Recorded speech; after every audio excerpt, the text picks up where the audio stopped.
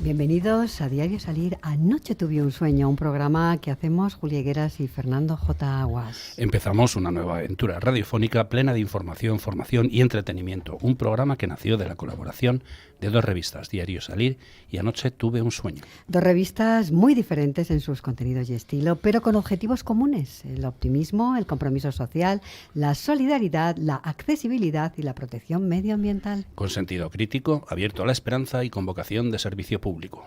Pues como siempre, Fernando, vamos a poner todo lo que está en nuestra parte para que disfrutéis, para que disfruten nuestros oyentes y nuestras oyentes escuchando este programa, y que lo disfruten tanto como nosotros lo disfrutamos haciéndolo. Me estoy pegando con la silla. Ya te veo. Pero los verdaderos protagonistas, como siempre decimos, son los invitados y los diferentes temas que comparten con nosotros. Dinos, por favor, ¿de qué vamos a hablar hoy? Pues hoy vamos a hablar de temas muy diferentes. Hoy vamos a hablar de luz solidaria y de internacionalización, estrategia de mercado y negociación con China. Y también vamos a hablar con Almudena Barbero, que está en uno de los países en conflicto, en fin, tremendo, que es Sudán del Sur. Vamos a intentarlo. Vamos a intentarlo porque va a parar, está de camino a una zona en la que no hay cobertura, y vamos a intentar conectar ahora, Fernando, con ella. Bueno, pues para hablar de ello, ¿quiénes nos van a acompañar? Aparte de Almudena Barbero, fundadora de la ONG Enzur Daima, que nos comentabas, que se encuentra en Sudán del Sur, un país en guerra desde hace años, en el que se están dando casos tremendos que luego contaremos. Sí, luego hay mucho que hablar. Pues mira, hoy están en el estudio con nosotros Isabel Jiménez, presidenta de la Fundación Luz Solidaria, y Julio Ceballos, experto en China y en negocios internacionales con este gigante y su libro Observar el arroz crecer. Y si las conexiones, como ha dicho antes, nos lo permiten, pues vamos a entrar con Almudena, lo vamos a intentar, ¿no? Lo vamos a intentar. Pero antes de empezar, Julia, quería destacar otra gran tragedia que se ha producido en Turquía y Siria como consecuencia del terremoto catastrófico que se pudo sentir en la zona la madrugada del pasado lunes y que ha provocado al menos 8.700 muertos, más de 6.000 de ellos en Turquía y unos 42.000 heridos en ambos países. Va creciendo la cifra por momentos, la verdad. Sí. Esta mañana, además, ha habido una bueno. réplica también de 7 grados. Lo que pasa es que ya todo lo que se tenía que caer se había caído. Cifras que seguro se quedan cortas, porque en Siria, afectada por una guerra que se prolonga ya durante años, no es fácil conocer las cifras de fallecidos y damnificados. De hecho, Naciones Unidas multiplica por 8 esas cifras en ambos países, y la Organización Mundial de la Salud estima que los afectados por los movimientos sísmicos serán más de 23 millones de personas, nada más y nada menos. La solidaridad ha sido inmediata, Julia, y son más de 70 países los que han ofrecido ayuda de todo tipo, incluidos alimentos y mantas.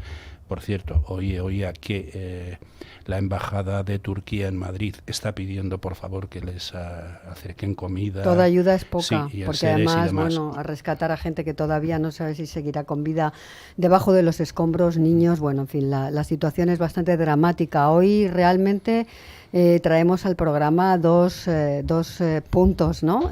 Dos continentes en los que están pasando cosas tremendas, ¿no? Uh-huh.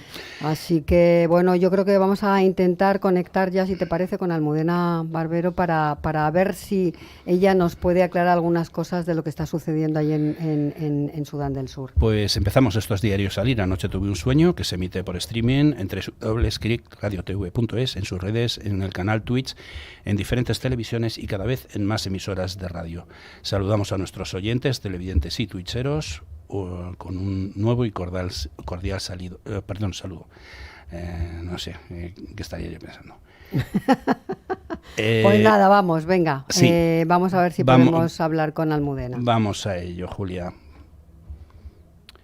Sí, ya la tenemos. Vamos a hacer una conexión por Zoom con Sudán del Sur, como comentábamos, el país más joven del mundo, nacido el 9 de julio de 2011 y que en estos momentos está en guerra y en situación de calamidad. Allí se encuentra Almudena Barbero, fundadora de la ONG Enzuri Daima, en la primera línea de un conflicto civil que se está llevando a una situación dramática a los habitantes de este país africano. Hola Almudena, esperamos que nos puedas escuchar bien. Nosotros te vemos. Se nos ha ido la señal. Estaba escuchando nuestras. Ahora. Perfecto. Sí. Ahora te escuchamos. Se nos había parado la imagen, pero te escuchamos. Hola Almudena, gracias por participar en Diario Salir. Anoche tuve un sueño. Vale. ¿Cómo estás, Almudena? Quería saludar aquí rodeada de todos niños y niñas de una de las escuelas de Yei. Ahora me alejaré un poco para que podáis oírme mejor y yo a vosotros, pero me parecía que ya que estaba aquí con ellos, estos son muchos de los niños y niñas que están viviendo esta situación dramática, la verdad, en toda esta zona y bueno, gracias por dar la visibilidad y la oportunidad de hablar de esto también, que después de lo del terremoto entiendo que estamos todos aquí divididos, ¿no? Con la cantidad de desastres. Gracias a ti, Almudena, de verdad. Muchas gracias por estar en el programa y gracias por la labor que haces, porque sabemos lo difícil que es estar en un país ahora mismo como Sudán del Sur, ¿eh? Bueno, estamos leyendo cosas que nos ponen los pelos de punta, como que la situación es tan dramática que hay niños que se suicidan para no pasar más hambre. ¿Qué está pasando, Almudena? Almudena, ¿nos escuchas? La inestabilidad en el país es tan grande que yo sí os escucho a vosotros. Vale. Yo os escucho bien, ¿no me escucháis? Nosotros a ti no te habíamos escuchado. Te comentaba Julia, ya la has escuchado, entonces, por favor, ¿qué está pasando? Decía que como la situación de inestabilidad en el país es tan grande y con la guerra de Ucrania la inflación ha hecho que suba tantísimo el precio de la comida, realmente comer es un lujo. Y la mayoría de niños y niñas llega un momento que se plantean el suicidio como opción. Hablamos de cifras escandalosas, de un 80% levantar la mano en escuelas de primaria en las que preguntas quién tiene estos pensamientos, el 100% levantan la mano cuando preguntas quién no come muchos días y el 20% ha tenido algún intento frustrado. Hace un ratito hablaba con un niño y cuando me explicaba su historia también, que él afortunadamente ha sobrevivido también al intento, está vivo porque se le rompió la cuerda, porque muchas veces cogen cuerdas de atar las cabras, de sujetar cuerdas se encuentran por ahí y con la suerte en este caso pues de que no aguanta el peso. Es tremendo. Pero en los casos en los que funciona, pues desafortunadamente son muchos más de los que yo creo que se puede llegar a entender y explicar. Almudena, tú estás allí. Es un tema tabú también aquí, en realidad. Almudena, tú estás allí trabajando para intentar paliar de alguna forma esta situación. Además, valoramos mucho lo que estás haciendo. Pero no debe ser nada fácil en un país en guerra, ¿no? Pues no es fácil. Mira, yo por primera vez en mi vida, en 25 años que llevo en África, estuve ahora en la capital, en Juba, con la Avenida del Papa, y me robaron violentamente, que no me había pasado en la vida. Me dieron ahí con un palo hasta que solté, que yo les pedía que me dejaran coger el pasaporte, que lo único que quería era que estuvieran tranquilos, que les iba a dar el resto. Pero bueno, al final se pusieron nerviosos y yo no había tenido esa experiencia, pero es una experiencia que aquí es común. De hecho, quizás lo que había tenido hasta ahora es suerte, porque bueno, soy una persona que no tengo como miedo en general, pienso que quien hace bien solo puede recibir bien, y en mi caso es lo que me ha pasado hasta ahora. Y es verdad que es un país difícil, que es que la gente tiene miedo aquí, porque justo el día antes de la Avenida del Papa, no muy lejos de donde estoy ahora, de Yei, que es la zona en la que trabajamos nosotros, hubo una masacre. Te hemos perdido. A ver, tú nos escuchas ahora. De las comunidades. Perdona, nos hemos quedado en que hubo una masacre. Sí, yo os escucho todo el rato, qué pena. Es que qué pena, sí, bueno, pero nada. Sí, el jueves justo antes de Yei. No me podéis escuchar, ¿eh? Te perdemos a ratos. Tú nos escuchas, nos gusta que nos puedas escuchar, pero te perdemos a ratos. Sí, mira, Almudena, tenemos aquí una persona en el estudio que quiere saludarte y que bueno, que creo que podéis tener sinergias y puede hacer mucho por todos esos niños que están ahí. Ella es Isabel y bueno. Isabel Jiménez de Luz, sí, de Luz Solidaria. Buenos días, Almudena. Lo primero, felicitarte por la labor que haces, porque trabajar en esas condiciones me parece increíble. Yo creo que hay muy pocas personas que sean capaces de hacer lo que tú estás haciendo y hay que hacer un reconocimiento. Y bueno, yo solo quería decirte, cuando me han explicado al inicio del programa la labor que haces, que nos gustaría incorporaros como entidad beneficiaria dentro de la Fundación. Nosotros estamos destinando... estamos haciendo donaciones a casi 80 fundaciones y asociaciones que trabajan a nivel local en España, a nivel nacional, pero también en África, en América Latina o en la India. Y nos encantaría incorporaros como entidad beneficiaria y ayudaros con lo poco que podamos, ¿de acuerdo? Pero lo primero, felicidades a ti y a todas las personas que estáis haciendo esta labor en esos países tan en los que es tan complicado trabajar. Y sobre todo, cuídate mucho. Bueno, yo estoy encantado de que se puedan... Gracias. Buena noticia. Le voy a pasar a Isabel tu contacto, ¿vale?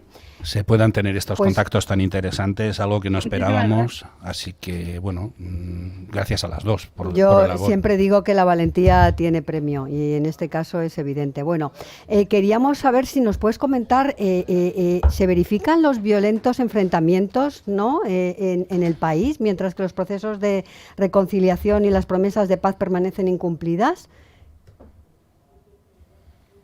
Sí. Sí, de hecho aquí la gente tiene miedo porque esto no pasó demasiado lejos y estamos cerca de una zona también como muy buscada de conseguir ganar. Es Y muy alrededor complicado de nuestra zona escucharte. de allí hay los 3 grupos rebeldes, no solo uno. Sí. Ahora decía, sí. a ver si voy buscando lugares de cobertura, no sé cuáles son mejores. Ahí se te escuchaba bien, sí, por favor. Ahí, Nos estabas fenomenal. comentando que hay 3 facciones Perfecto. rebeldes. Y que las 3 están aquí, porque antiguamente esta había sido una zona muy fructífera. En realidad, allí, la zona en la que estamos es una zona verde, el río está cerca y entonces era la zona de cultivo. Ahora la gente no cultiva, porque si cultivas, a la que llega la época de la cosecha te matan y se quedan con todo. Eso hace que tengamos que importar la comida y el precio se haya disparado de una forma que es escandalosa. O sea, 1 kilo de alubias, que es como la comida básica que hay aquí, cuesta más de 2 euros. Y 25 de harina, 36 euros en el mercado. O sea, son precios inconcebibles. Y el problema de lo que estábamos hablando, que estamos muy cerca de la frontera con el Congo y es una zona como muy buscada también por los grupos rebeldes y parece que se está escuchando que están intentando pues conquistar ese terreno ahora uno de los grupos. Entonces la gente aquí está con un poco de miedo y se está movilizando bastante el tema de la defensa, porque lo que pasó hace unos días antes de la llegada del Papa, que dicen que es por lo del ganado y tal, en realidad todo el mundo aquí tiene claro que al final siempre hay todas estas fuerzas políticas detrás y que son excusas para seguir sembrando el miedo, el desequilibrio y por desgracia pues la inestabilidad que está provocando que luego haya todas estas reacciones colaterales, ¿no? De todos estos Almudena, miles de niños huérfanos y desesperados porque... Almudena, Sí. dinos qué podemos hacer desde España por vosotros, aparte de este ofrecimiento tan desinteresado que te ha hecho Isabel Jiménez de Luz Solidaria.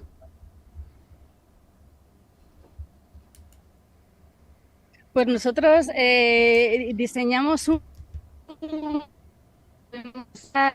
ahora mismo el 30% de las escuelas que había en el pasado y esas son 50. Esas 50 escuelas a 7 euros a los profesores militares. Nada, 4 euros. Te hemos perdido. ¿Puedes repetirlo, por Solo favor? un kilo de harina ya cuesta 2 euros. A ver, me vuelvo a mover. Sí, decía. Sí, ahora ¿Aquí? no te muevas. Ahí estás. ¿Aquí? No te muevas. ¿Aquí? Sí. ¿Aquí? Ahí está. A ver. ¿No? Sí. Ahora sí. Vale. Decía que la situación de las escuelas de aquí es que ahora mismo hay 50 activas, que es un 30% de las que había en el pasado. Estas 50 pagan a los profesores 7 euros al mes y a los soldados de la zona se les paga 4 euros al mes, bueno, dólares de hecho, menos. Que con los precios que os comentaba, ni siquiera ellos pueden comer, con lo cual no hay profesores. Hay alumnos de secundaria haciendo de profesores. Y nosotros firmamos un convenio con el gobierno para buscar una red de escuelas que apadrinaran escuelas, que demos salarios a profesores de verdad para que la educación sea gratuita y puedan venir los niños y que lo que pueda aportar la comunidad se destine a una comida en la escuela al día. Vale. Las organizaciones internacionales hablaban hace un año de 2,5 € por niño al día en el colegio. Nosotros decimos que con 40 céntimos come un niño. O sea que las ayudas que se puedan dar con poco más de 150 euros al año estás dando de comer a un niño todos los días del año en la situación real, estando aquí, vaya, desde la perspectiva de quizás más misionera, ¿no? O más de... Dinos una página más de web. Los voluntarios que trabajamos para que llegue el... Dinos una página web, porque la página web es un nombre un poco difícil. Vale, nuestra página web es Nzuri Daima, que es Nzuri espacio Daima. Es el deseo de todas las cosas buenas para todo el mundo eternamente, es como una bendición. Nzuri Daima, Nzuri espacio Daima. Pero espacio .org. Con un guión bajo, medio.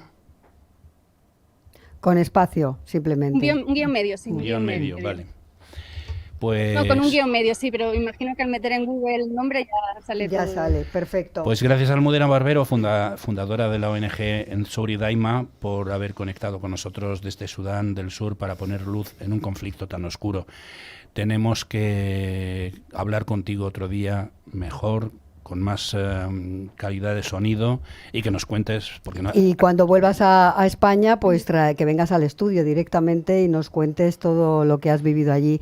Muchísimas gracias, sí, ¿verdad? Almudena Barbero, cuídate mucho, por favor, y te mandamos un abrazo muy grande de este programa de radio que es tu casa también. Muchas gracias, saludos. Muchísimas gracias, gracias a todos.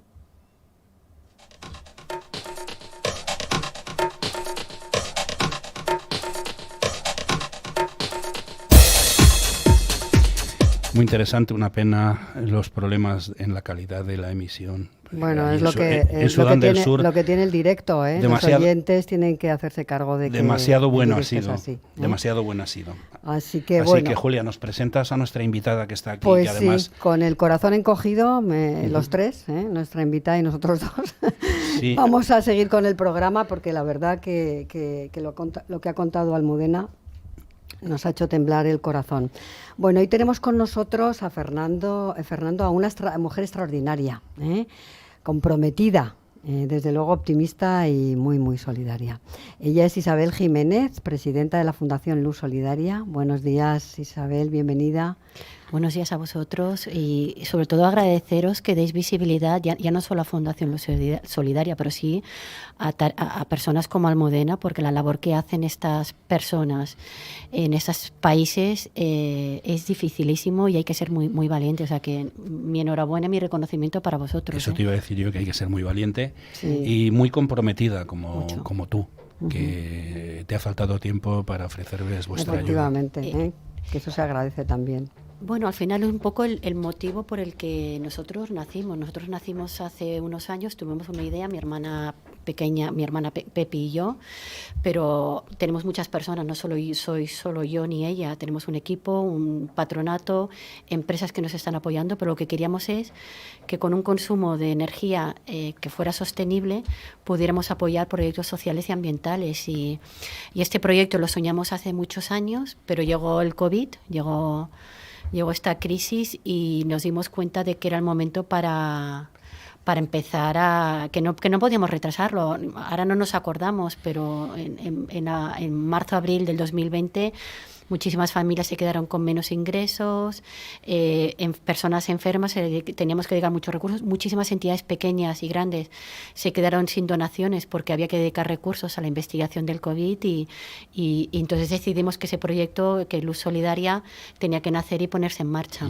Déjame simplemente que diga que, para que la gente lo sepa, Sí. que eres presidenta de la Fundación Luz Solidaria, que no lo habíamos dicho, fundación de la empresa de la que eres también socia fundadora y con la que compartes nombre para tu empresa, que es con la que hacéis la venta de la energía, Sí, que sí. también se llama Luz Solidaria. Al final un poco lo que nos encontramos es que queríamos ayudar, pues un poco como la labor que hemos visto con Almudena, pero las fundaciones se tienen que alimentar de alguna manera y mi hermana y yo pues no teníamos un patrimonio para afrontarlo.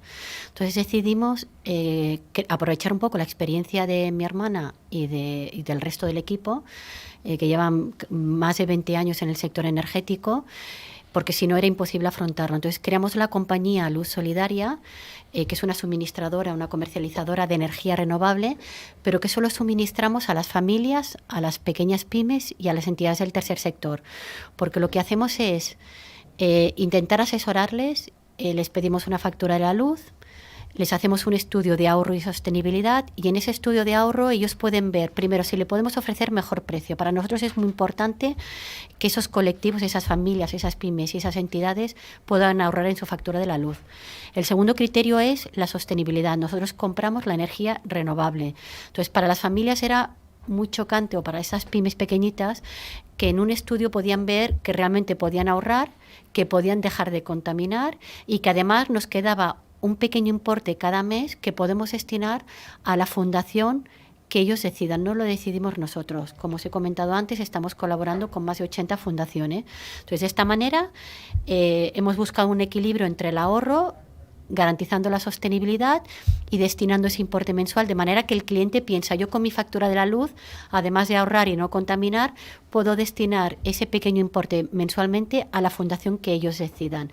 Ahora mismo tenemos casi 80 y pico fundaciones de todo tipo, desde entidades pequeñitas que trabajan a nivel local, entidades que trabajan a nivel nacional, o otras con proyección internacional que trabajan en África, en América Latina o en la India. Entonces, para nosotros era muy importante que el consumidor o el cliente de Luz Solidaria pudiera sentirse bien con el proyecto social.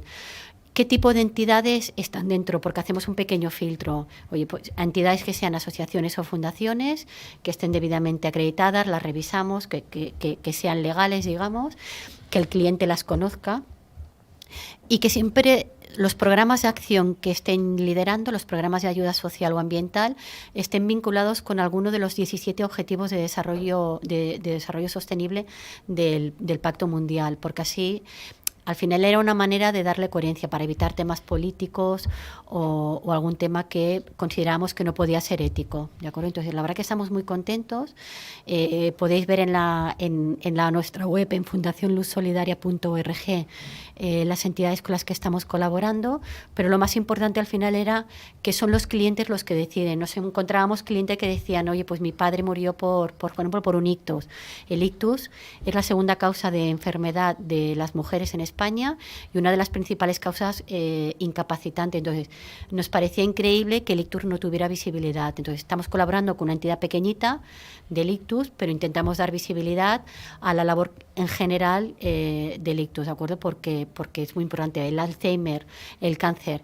De hecho, mañana jueves en Madrid hacemos una cena benéfica en la que el dinero recaudado se va a destinar a 4 proyectos: a la lucha de la pobreza energética, que es donde aquí podemos aportar muchísimo, a la labor en investigación, que en este caso es un programa que está liderando Inteos con el Hospital Montepríncipe. Tenemos aquí a una gran experta, que es la doctora Blanca López Ibor, a la ELA, que a través de la Asociación Española de ELA, que bueno, os voy a explicar un tema que para nosotros es muy importante. En España, cada año se diagnostican 3.000 casos de ELA y hay solo 3 casos de niños, que nos parece horroroso, y 2 de ellos son hermanos. Y de hecho, el primer caso fue el de Elsa, una niña que ahora tiene 17 años, pero que se pasó muchísimos años sin tener el diagnóstico porque es un gran desconocido. Entonces, para nosotros es muy importante poder dar recursos y apoyar sobre todo la labor que está haciendo la Asociación Adela, y estamos en la actualidad, aparte de la cena benéfica, estamos donando recursos cada mes para que estos 3 niños puedan tener el máximo de atención de fisioterapeuta, de cuidadores, de logopeda y los recursos que necesiten. Y para finalizar, también vamos a colaborar en este caso con la Fundación Pequeño Deseo, que hacen una labor muy importante de que los niños y niñas puedan cumplir sus sueños. Los niños enfermos con enfermedades crónicas o muy graves ven alterada su rutina diaria y no pueden hacer una vida normal. Entonces, Fundación Pequeño Deseo y otras están haciendo una gran labor porque lo que hacen es que durante un día o durante unas horas estos niños puedan tener una vida normal, de ocio, de cumplir sus sueños, porque lo tienen muy difícil, ¿de acuerdo? Isabel, también, aparte de Fundación Luz Solidaria, creo que habéis creado Luz Inclusiva, ¿no? Sí. Así es. Habéis añadido un poquito más, un paso más. En 2020 arrancamos el proyecto de la compañía Luz Solidaria. En 2021 pusimos en marcha la Fundación Luz Solidaria para desarrollar todo el programa también de pobreza energética, que luego lo hablamos si os parece bien. Pero nos dimos cuenta, aprovechando la experiencia y el equipo que tenemos en el patronato y en el equipo de trabajo, que el sector energético no tenía no destacaba por tener una gran inclusión laboral de personas con discapacidad, y pensamos, ya que somos buenos en el sector energético, vamos a crear una compañía de servicios, de manera que cualquier compañía del sector energético, de luz, de gas, de instaladores, de baterías eléctricas, nos pueda contratar servicios de externalización. Nosotros formamos a estas personas con discapacidad y esas personas luego se pueden ir a trabajar a cualquier empresa del sector energético. Es una forma de formarlos, capacitarlos y de aprovechar algo bueno en el sector energético, porque nos dimos cuenta de que había una carencia importante. Llevamos un año, hemos arrancado ya con 4 personas con discapacidad, estamos muy contentos y también agradecer a muchísimas empresas que nos están contratando y que son del sector energético, que están apostando. Pues, por ejemplo, ahora mismo, con Batio nos ha contratado una parte de externalización de servicios y creemos que, pues una forma también de compromiso de las empresas. O sea, yo creo que el sector energético tiene mucho que aportar y lo que sí que tenemos que ponérselo fácil y ver un poquito cómo les podemos ayudar también a que se comprometan. Darles herramientas y ya está. Correcto, es así. Es bueno que se comprometan. Isabel, hablabas de pobreza energética. El 14% de los españoles ahora, en este momento, no enciende la calefacción por la carestía de la luz y el gas. ¿Cómo está afectando la factura de la luz a esa desigualdad energética? ¿Somos los españoles más pobres? Sí, aquí se han dado una situación muy complicada, porque entre la crisis del COVID, que no nos acordamos, todavía no nos acordamos, pero muchísimas familias quedaron económicamente muy afectadas. Y cuando hablo de familias, hablo de pymes también, de empresas, de autónomos. Y la crisis, la guerra de Ucrania y de Rusia ha tenido un impacto en el sector energético increíble y se ha producido un incremento de precios, pero se ha triplicado, cuatriplicado y quintuplicado. Para que os hagáis una idea, nosotros nos estamos encontrando con familias que antes estaban pagando 80, 90 euros al mes y ahora están pagando 300 euros, 320. Y a todo eso hay que subir la gasolina, el gas, los que tengan gas, y la cesta de la compra, que en algunos casos está subiendo un 30%. O sea, es que no hay familias que lo puedan asumir. Nosotros estamos viendo, nosotros estamos trabajando con familias muy vulnerables, pero hay un perfil de familias, que tienen unos ingresos considerados medios que no pueden hacer frente. Para que os hagáis una idea, no tener una temperatura adecuada puede suponer un incremento de muertes. Al año mueren más de 7.100 muertes, 7.100 personas por culpa de la pobreza energética. Son datos oficiales, pero os voy a dar otros datos. La Organización Mundial de la Salud tiene un estudio que demuestra que casi el 50% de muertes incrementales que se producen en invierno son por culpa de la pobreza energética, y eso no está en los datos oficiales. Entonces, ¿Qué porcentaje has dicho? Entre casi un 50% de muertes incrementales que se producen en invierno son por culpa de no tener una temperatura adecuada. ¿Qué nos encontramos? Son familias con niños pequeños, personas mayores, personas con discapacidad o con enfermedades a los que le afecta muchísimo. Entonces, esas familias no lo pueden asumir, ¿de acuerdo? Entonces, nosotros estamos desarrollando un programa de lucha contra la pobreza energética para ayudar y para asesorar a las familias más vulnerables, pero también para estas familias que no pueden hacer frente a la factura de la luz y que dejan de ponerla, ¿de acuerdo? Entonces, tenemos algunos testimonios de algunas familias muy graves. Este lunes mismo nos llegó un caso de una familia con varios miembros, la mujer embarazada, personas mayores con enfermedades graves, con niños, y les cortaron la luz el lunes con el frío que hacía. De verdad. Entonces, rápidamente lo que hicimos fue pagar las facturas pendientes, que ascendían a 1.290 euros. Hablamos con la distribuidora y durante la noche les llegó la luz. O sea, estas familias, ¿cómo puedes tener esas familias que no puedan tener ni ducharse con agua caliente, ni, ya no te digo, ni estudiar, ni hacer un mínimo, pero es que ni les cocinar, cortaron la luz. ni nada, ¿no? Además, los servicios sociales no los visitaban hasta marzo. Entonces, tenemos que intentar, yo creo que es muy importante la labor de colaboración y complementar las ayudas sociales que hay, pero nosotros queremos un poco impulsar y detectar estos casos que son más graves. Y niños que enferman por el frío con enfermedades pulmonares muy potentes y muy perjudiciales para ellos. Sí, la verdad es que es tremendo y que cada granito de arena cuenta y cuenta mucho, o sea que todos podemos hacer algo siempre. Isabel, hemos comentado antes el tema de la guerra de Ucrania que nos ha empobrecido energéticamente. ¿Qué habría que hacer? ¿Qué piensas? Bueno, va a hacer un año el día 24 de febrero y además nosotros, yo estuve cubriendo la guerra de Ucrania el año pasado. ¿Te acuerdas? Hicimos tres especiales. Hicimos la radio desde allí. La situación, la verdad, que allí ya era increíble. En fin, no sé. ¿Qué nos puedes aportar desde tu punto de vista? Con respecto a la guerra ucraniana, la verdad que ha tenido un impacto no solo en las familias y en las empresas, pero, por ejemplo, en el sector energético, para que los oyentes tengan una idea. Más de 50 compañías comercializadoras han quebrado porque no han podido hacer frente a los avales y a las subidas. O sea, ha habido esta irregularidad y esta incertidumbre que hay ha afectado también a muchísimas compañías del sector energético. Nosotros también lo queremos destacar. Nosotros hemos trabajado con respecto a la guerra de Ucrania, sí que os quiero comentar que hemos destinado recursos para ayudar a 16 niños ucranianos con cáncer que fueron acogidos en Barcelona y que las familias se alojaran en una casa. Entonces, aquí conjuntamente con una empresa del sector energético que es Grupo Visalia, decidimos destinar recursos para esas familias porque la Cruz Roja, el Ayuntamiento de Barcelona, la Fundación Josep Carreras, la Fundación Enriqueta Vilavecchia y otras entidades acogieron a estas familias para que los niños no se quedaran sin el tratamiento, pero necesitaban más recursos, ¿de acuerdo? Entonces,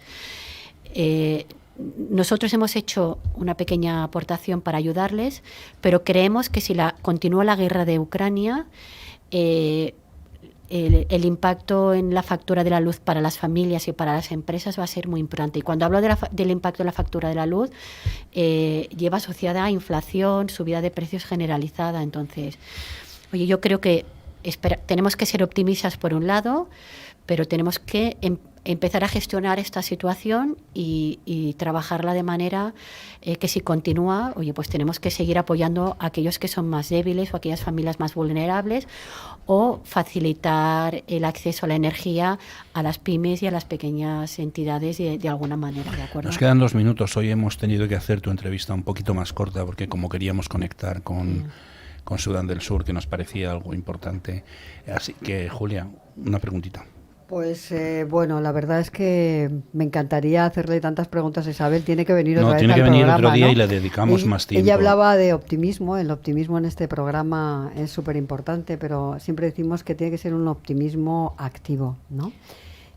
A mí me gustaría trasladar a las familias que pueden buscar recursos para ahorrar en su factura de la luz, no solamente la compañía Luz Solidaria, nosotros hacemos asesoramiento gratuito, pero que hay muchísimas empresas también del sector energético y de otros sectores que están apoyando este tipo de programas o entidades como lo que hemos visto con Almudena, ¿de acuerdo? Entonces, simplemente les animamos a que estudien cómo pueden mejorar en su factura de la luz, cómo pueden ahorrar, y que cualquier duda, nosotros tenemos un mail que es sos@fundacionluzsolidaria.org, en el que nos pueden enviar cualquier duda que tengan y nosotros le vamos a asesorar gratuitamente.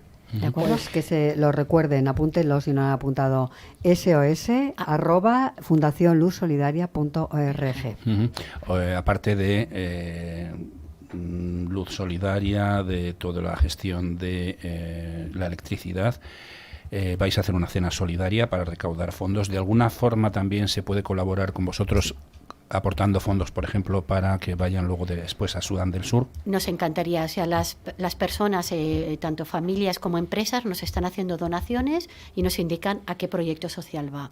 ¿De acuerdo? También con la factura de la luz. Cuando alguien nos contrata, nos indica y en su contrato queda reflejado para qué proyecto solidario, a qué entidad lo va a destinar. ¿También en ese correo? También ese correo. Fantástico. Pues nada, dinos con qué sueña Isabel Jiménez y ya nos vamos. Sueño con que no tenga que haber personas como Almudena que se jueguen la vida y para poder ayudar a otras personas. O sea, me gustaría que estos niños y niñas de Sudán y de otros territorios puedan acceder al colegio, puedan tener alimentación, educación y oportunidades laborales. Y supongo que también que no haya países invasores que se metan donde no les llaman, ¿no? Efectivamente. Pues muchas gracias, Isabel Jiménez, presidenta de la Fundación Luz Solidaria, por haber estado con nosotros en Diario Salir. Anoche tuve un sueño para demostrarnos que una gestión de luz solidaria sí es posible. Muchas gracias. Muchísimas gracias a vosotros. Tienes que volver, ¿eh? Sí.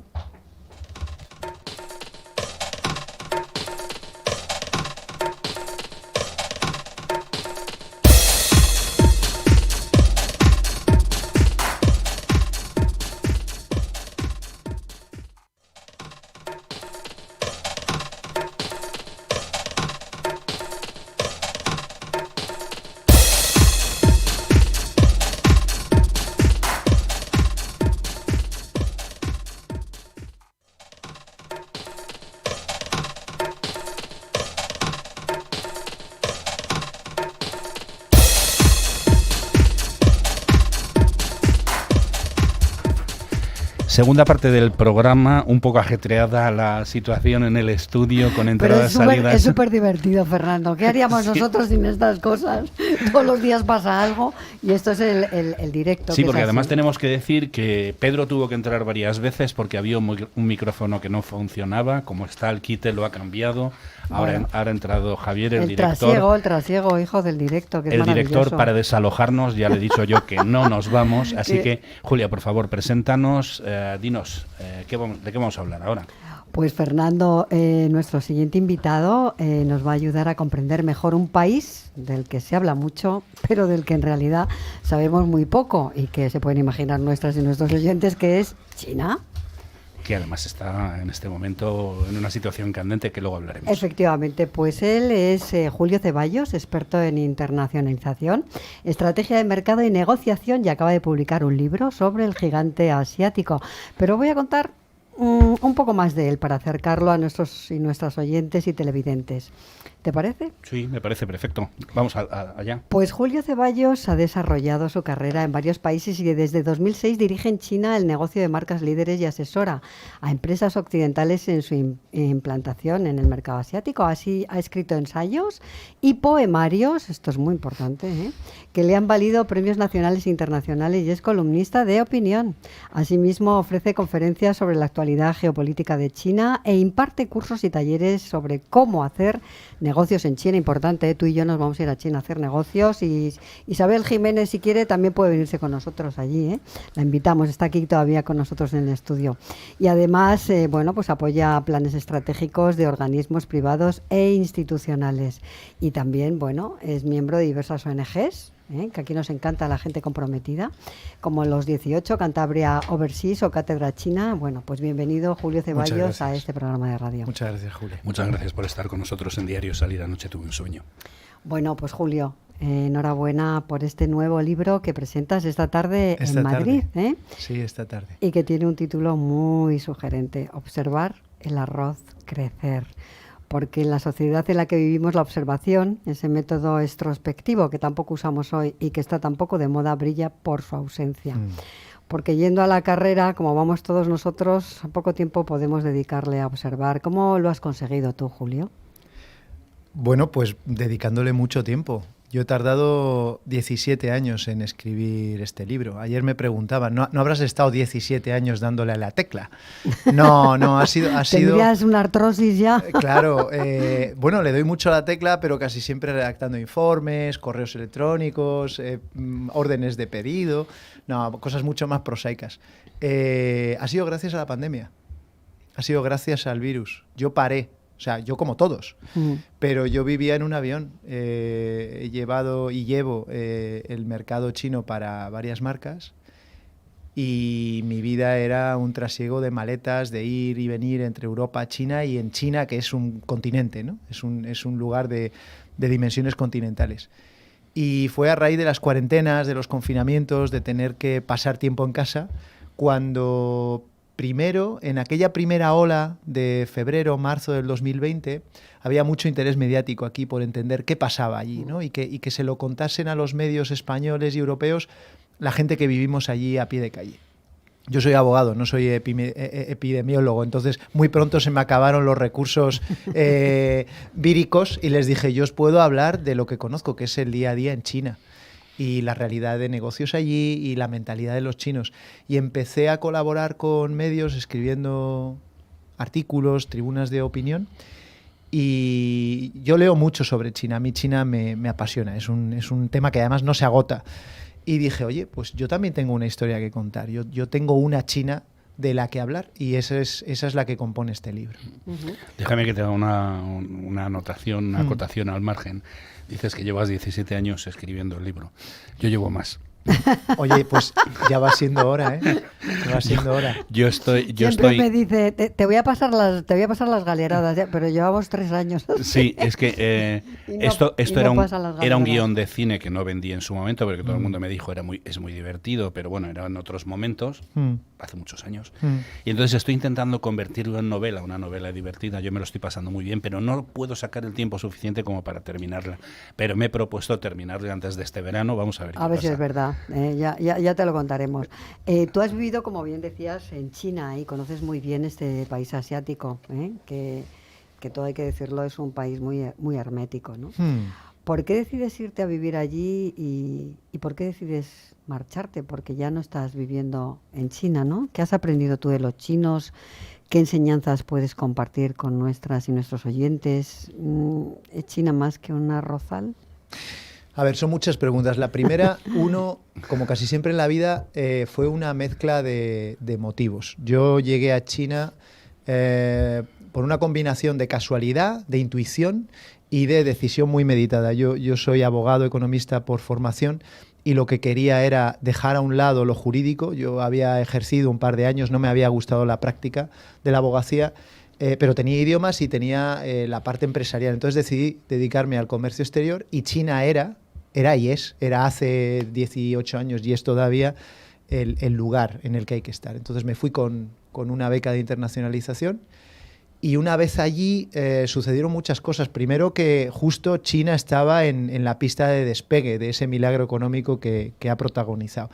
Segundo, no había tantas empresas implantadas allí y había necesidad de jóvenes profesionales con algo de nociones de chino y un poco, no mucho, de nociones del mercado dispuestas a quedarse y ayudar a esas empresas. Y luego vino la crisis del 2008. Entonces, después de 3 años allí, no es que quisiese volver, pero es que tampoco podía, porque no era el momento, las cosas aquí estaban muy mal y allí, en cambio, había muchas oportunidades. Entonces, decidí quedarme y especializarme en eso a lo que me sigo dedicando, que es ayudar a empresas a establecerse allí y desarrollar su negocio. Y me has preguntado, es que ha sido una Te pregunto, ráfaga de te he preguntas. preguntado tantas Ha cosas. sido una ráfaga. Es que me interesa mucho. ¿Qué La- has aprendido de los chinos? He aprendido, mira, casi todo lo que he ¿Qué puedes aprendido, compartir con nosotros?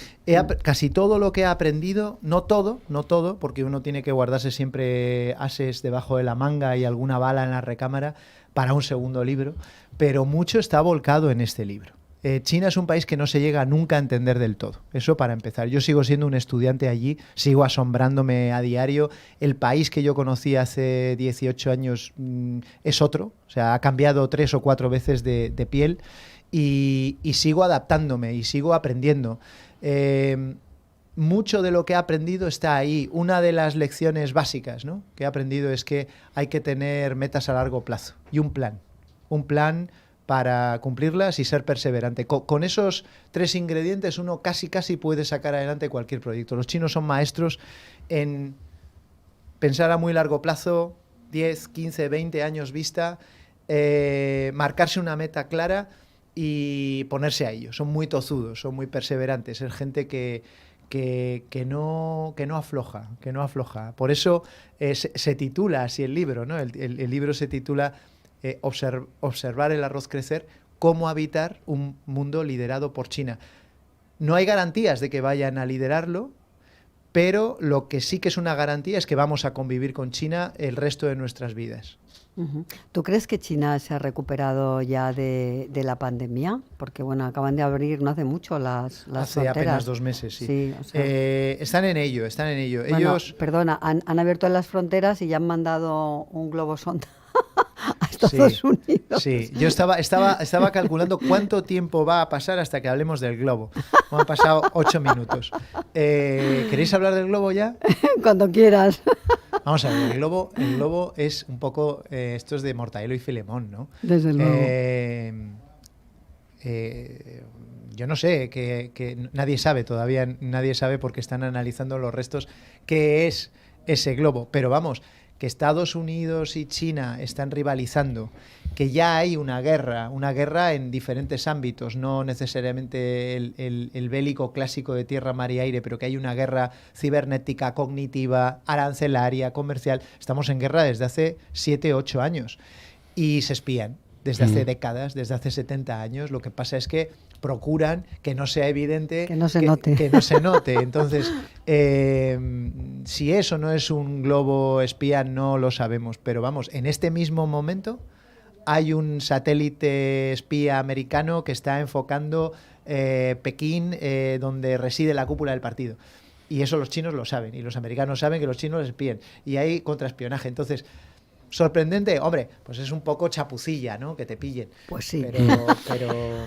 Con la que está cayendo en el mundo, Sí, que te además pillen es que eso. hablábamos de eso, de la situación geopolítica que está atravesando un momento conflictivo por parte de las grandes potencias, con la invasión de Ucrania, el globo chino que comentabais, presuntamente espía, dejémoslo ahí, que ha sobrevolado el cielo de los Estados Unidos y que fue derribado por un misil de un avión de combate y que no ha sentado nada bien a China. De hecho, hay veladas en situaciones de un conflicto armado entre China y Estados Unidos que analistas políticos internacionales no descartan.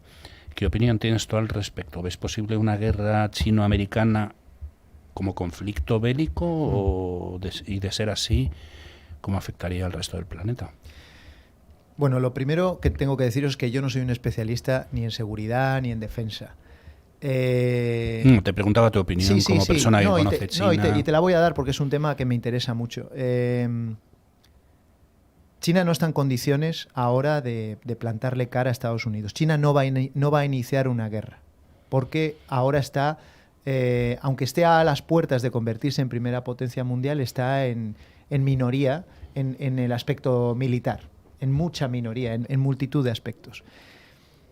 Pero tiene unas líneas rojas que si se sobrepasan tendrá que reaccionar militarmente. Y yo, que soy una persona por naturaleza optimista, en este aspecto no lo soy tanto.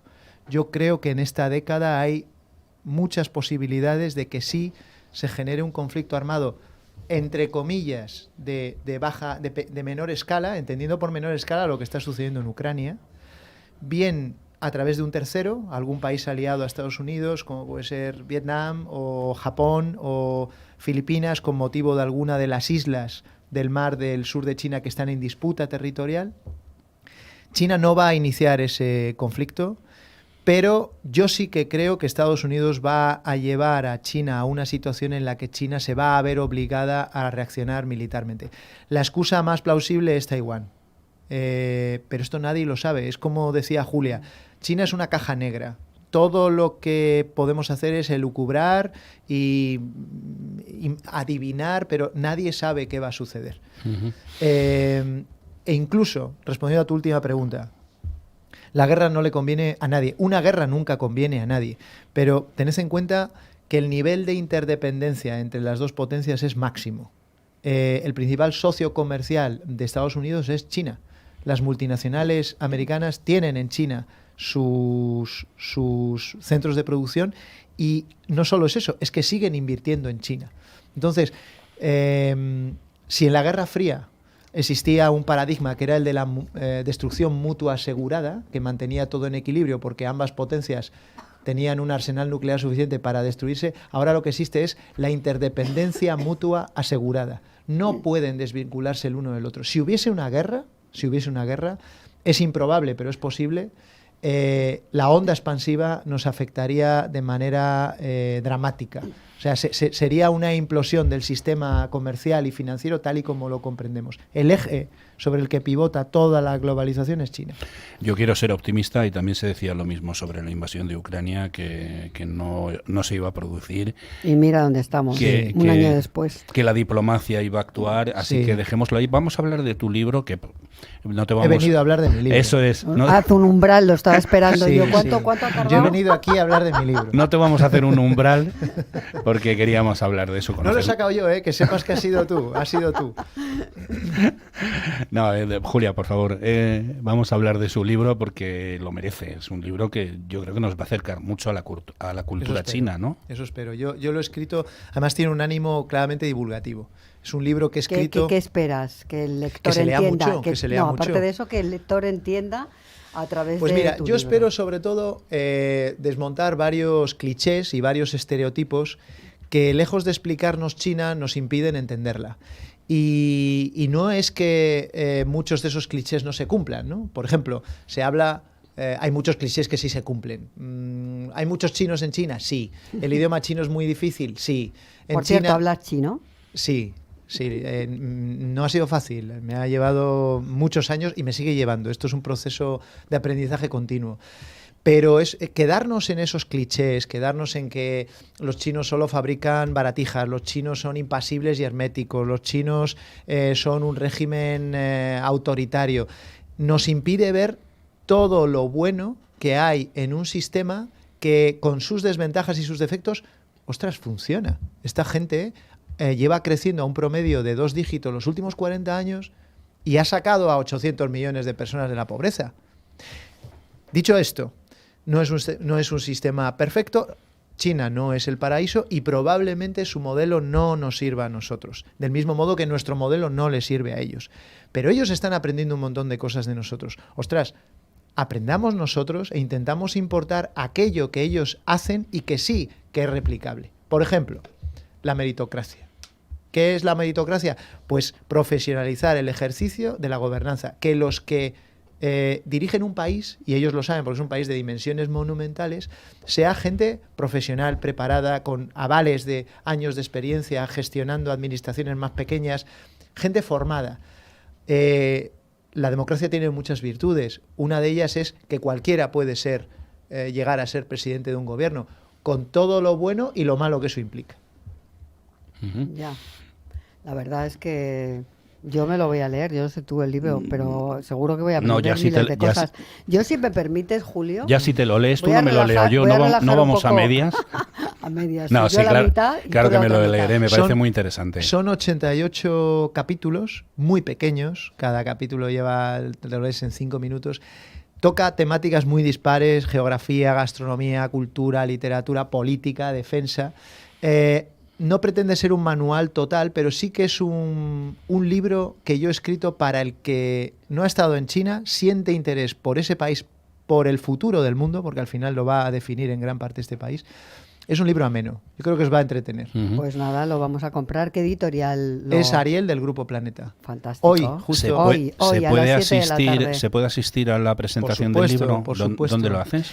Lo hacemos en el espacio Avante, que está frente a la Puerta de Alcalá, o sea, estamos en el meollo, en la pomada.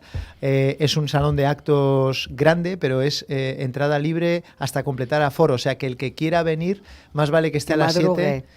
Bueno, más vale que esté a las 7 porque yo creo que va a haber bastante afluencia de amigos, de clientes, de familia, o sea, va a ser una apuesta de largo bonita. Qué bonito, ¿eh? Que no se te olvide el bolígrafo en casa. Que Le tengo aquí, además es uno nuevo, cargado de tinta y me voy a cansar de firmar y dedicar libros. Pues fenomenal. Sois muy bienvenidos, vosotros y los que estéis escuchando, vaya. Muchas gracias. Por relajar el momento, ¿no? Ya está, y ya nos vamos. Sí, acaba de empezar el año nuevo chino. El año del conejo, o la liebre, ¿no? El año del conejo de agua, he visto yo que es, ¿no? Sí, yo nunca he visto un conejo nadar, pero seguro que hay alguno. ¿Alguna previsión económica? ¿Podremos resguardarnos de la que está cayendo bajo el paraguas de este conejo de agua? Sí, yo, francamente, no soy un entendido de cuáles son los atributos de cada uno de estos animales y demás. Lo que sí se espera es que este sea un año de locura consumista en China. Hay muchas ganas de gastar, hay mucho ahorro contenido y es un muy buen momento de hacer negocio. El 2022 ha sido un año, ¿cómo lo llaman? Annus horribilis, ¿cómo es? Sí, un año pésimo para el negocio porque el país ha estado paralizado, está clausurado. Este es un muy buen año para valorar, sobre todo para los que ya están. Y para implantarse en China, bueno, hace falta una estrategia y un plan, pero este año va a ser un muy buen año. Pues si algún oyente o alguna oyente está pensando en ir a China, pues ya saben, tiene que contactar con Julio Ceballos. Bueno, en realidad yo no soy escritor, aunque haya escrito un libro. Yo a lo que me dedico es a hacer negocio.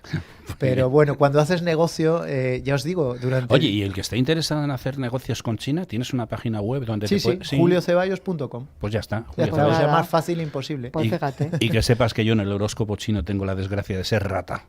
Pues yo también soy rata. Oye, la rata fue el último año de la rata fue un año terrible, porque fue el año fue el año siguiente al año de la vaca, ¿no? Que fue el año del virus, si no recuerdo mal. Sí.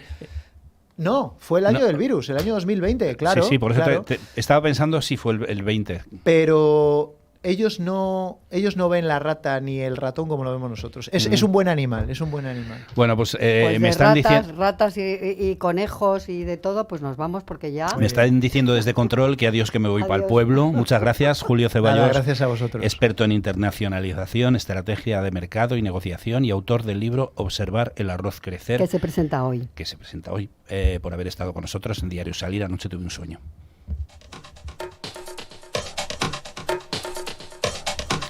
Y nos vamos ya, porque esto se acaba. Ha sido todo por hoy, amigos escuchantes, videntes por streaming, teteros, madrileños y canarios y twitcheros. Julia, recuérdanos rápidamente quién ha estado con nosotros. Pues rápidamente, porque ha sido un programa muy intenso. Pues Fernando, hoy nos han acompañado Isabel Jiménez, presidenta de la Fundación Luz Solidaria, y Julio Ceballos, experto en China y en negocios internacionales, con este gigante y de su libro, claro, cómo no, Observar el arroz crecer, que se presenta esta tarde.